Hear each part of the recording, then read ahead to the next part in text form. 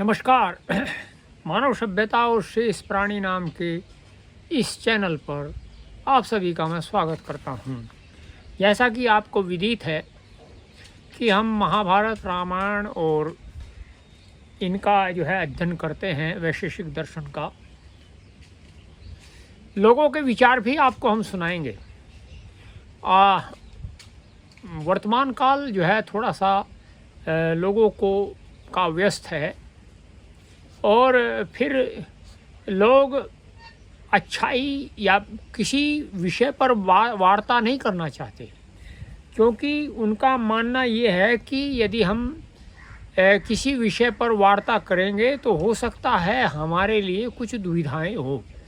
दुविधा या तो हम ना जानते हो, तो जो लोग उसको देखेंगे तो हो सकता है वो ये सोचे कि देखो ये नहीं जानता। एक तो ये दुविधा, और ये सब करने का जो अभिप्राय है वो मैं आपको बता देता हूँ। पहले एक जो है दोहा हमने पढ़ा था, एक साधई सब सधै, सब साधई सब जाए, माली सींचे सो घड़ा, ऋतु आए फल होए। उसका अभिप्राय यह है कि एक की साधना कीजिए। यदि आप बहुत सारों की साधना करेंगे तो वो सब व्यर्थ हो जाएगा। जाए का मतलब होता है व्यर्थ होना। तो माली सींचे सो घड़ा, जिस प्रकार से माली किसी पौधे को प्रतिदिन उसमें जल देता है या सींचता है, किंतु जब ऋतु आती है तभी उसमें फल लगते हैं। इसी प्रकार से मैं जो आपको ये बता रहा हूँ, ये आपको वहीं लेकर के जाएंगे सभी, क्योंकि जो शास्त्र हैं, शास्त्रों में कोई भेद नहीं है। शास्त्र सम्मत इतिहास में भी कोई भेद नहीं होता। भेद वहाँ होता है या तो वो शास्त्र सम्मत नहीं है, वो जो भी हम अध्ययन कर रहे हैं वह शास्त्र सम्मत नहीं है, इसलिए वहाँ भेद होगा। तो उसी कड़ी में महाभारत का जो है हमने अध्ययन किया था, और आज आगे चलते हैं। हमने इतिहास तक अध्ययन किया था कि ये जो है जय भारत और महाभारत, इस प्रकार का ये इतिहास जो है। और इसमें हमने एक श्लोक का भी वर्णन किया था कि देखिए, जो श्लोक है महाभारत का वो भी बता रहा है कि ये एक इतिहास है। कुछ लोग तो इसका जो है इसको धार्मिक ग्रंथ मान करके प्रतिदिन इसका जो है वो करते हैं अध्ययन। मैं नहीं जानता वो अध्ययन किस प्रकार का करते हैं, क्योंकि अध्ययन भी ऐसा होना चाहिए जो मनुष्य को विवश कर दे चिंतन करने पर। जैसे बहुत सारे लोग हैं, जैसे पुराणों का अध्ययन करते हैं, तो वे पुराणों का अध्ययन तो करते हैं, किंतु उनको ये अधिक जानकारी नहीं होती है कि पुराण का अभिप्राय क्या है। उनको कोई अधिक जानकारी नहीं है, और पुराण में ऐसा क्या है, उसका विषय क्या है, पुराण से हमें क्या प्राप्ति हो सकती है, पुराण के अंदर हमें क्या प्रमाण मिल सकता है, इसकी कोई जानकारी उनको नहीं है। आगे चलते हैं जी। इसी कड़ी में हम जो 14वां श्लोक है वो क्या कहता है, महिषी युराजाभ्याम श्रोतव्य बहुसस तथा वीरम जनियते पुत्रम कन्याम वा राज्य भगिनीम। युवराज तथा रानी को बारंबार इसका श्रवण करते रहना चाहिए। इससे वह वीर पुत्र को अथवा राज्य सिंहासन पर बैठने वाली श्रेष्ठ कन्या को जन्म देती है। देखिए कितना गौरवमयी ये इतिहास है। जो इसके रचयिता हैं वो स्वतः इसका उद्घोष कर रहे हैं कि जो है अगर कोई व्यक्ति इसका बार बार श्रवण करे तो उसके यहाँ वीर पुत्र की उत्पत्ति होगी। आगे, धर्म शास्त्रमिदं पुण्यमर्थम शास्त्रमिदं परम मोक्ष शास्त्रमिदं प्रोक्तम व्यासेनामित बुद्धिना। महाबुद्धिमान व्यास जी ने इसे पुण्य में धर्म शास्त्र, उत्तम अर्थ शास्त्र तथा सर्वोत्तम मोक्ष शास्त्र भी कहा है। धन्यम यशस्यमायम यशस्यमायुष्यम पुण्यम स्वर्गम तथैव च भर्तानां महत् जन्म महाभारतमुच्यते। इस ग्रंथ का श्रवण एवं अध्ययन धन, यश, आयु, पुण्य तथा स्वर्ग सुख की प्राप्ति कराने वाला है। इसमें भरतवंशियों के महान जन्म वृत्तांत का वर्णन है, अतः इसे महाभारत कहते हैं। देखिए, यहाँ ये जो श्लोक हैं कुछ, इनमें आपको वे एक का तो मानना ये है कि ये महाभारत इसलिए है, दूसरे का मानना ये है कि ये जो है जय इसलिए है, तीसरे का मानना ये है कि ये भारत इसलिए है।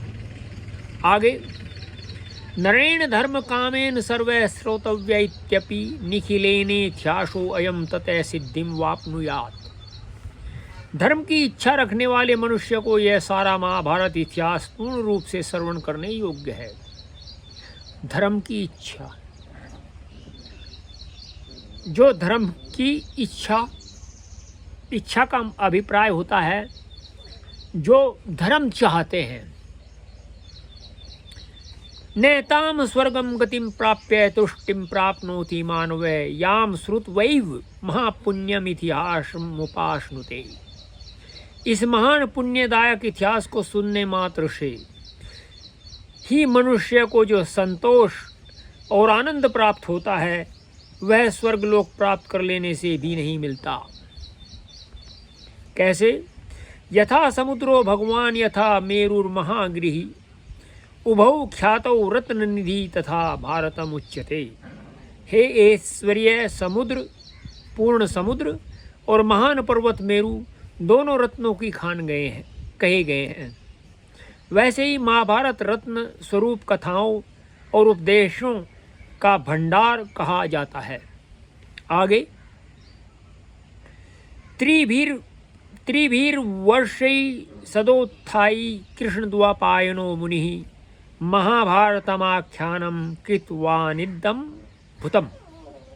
इस ग्रंथ का निर्माण करने वाले महामुनि कृष्ण द्वैपायन ने प्रतिदिन प्रातःकाल उठकर महाभारत नामक इस अद्भुत इतिहास को 3 वर्षों में पूर्ण किया है।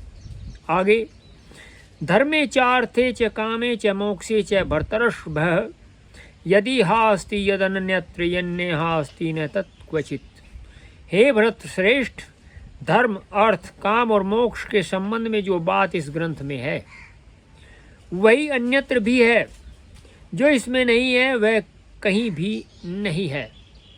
ये जो है जो आदि पर्व है उसका 2वां अध्याय यहाँ समाप्त होता है। अब हम 3य अध्याय के 1-2 श्लोक का अध्ययन करते हैं। क्या? वैशंपायन जी कहते हैं, पौर्वाणाम वंशकरो दुष्यंतो नाम वीर्यवान चतुरंताया गोप्ता भरत सत्तम।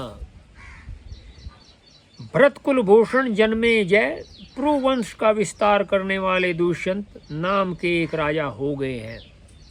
वे महापराक्रमी तथा चारों समुद्रों से घिरे हुए समस्त भूमंडल के पालक थे। नासी चोर भयम तात ने अक्षुदा भयमणवपि नासीद व्याधि भयम चापि तस्मिन् जनपदेश्वरे। महाराजा दुष्यंत के शासनकाल में चोरों का भय नहीं था। क्या उद्घोषणा है देखिए। भूख का भय तो नाम को भी न था तथा रोग और व्याधि का डर भी नहीं रह गया था। अर्थात कितना जो है धार्मिक, कितना पवित्र उस समय साम्राज्य था, ये आप जान सकते हैं। आगे, कालवर्षी च पर्जन्य सस्यानि रसवंती च सर्वरत्न समृद्धा च मही पशुमती तथा। उनके राज्य में समय पर वर्षा, कितना सुंदर जो है वहाँ का वातावरण था, अनरस युक्त होते थे। पृथ्वी सब प्रकार के रत्नों से संपन्न तथा पशुधन से परिपूर्ण थी। तो इस प्रकार का उनका राज्य था। तो ये जो है आज इतना ही। आपको ये वीडियो अच्छा लगा हो तो आप इसको चैनल को सब्सक्राइब करें, मानव सभ्यता और शेष प्राणी, और जो वीडियो है उसको लाइक करिए, अपने कमेंट करिए। आप हो सकता है आप भी बहुत कुछ जानते हो, हमें आप जो है कमेंट करके बताएं और आप इसको शेयर करिए। आपके विचार हमारे लिए जो है प्रेरणा बने, ऐसी हमें आशा है। आप हमें इंस्टाग्राम और फेसबुक पर @सत्येंद्र मलिक के नाम से फॉलो कर सकते हैं। ऐसे ही अनेक शुद्ध विचार, परिपूर्ण यथार्थ विचार आप तक हम पहुंचाते रहे, यही हम परमात्मा से प्रार्थना करते हैं। नमस्ते।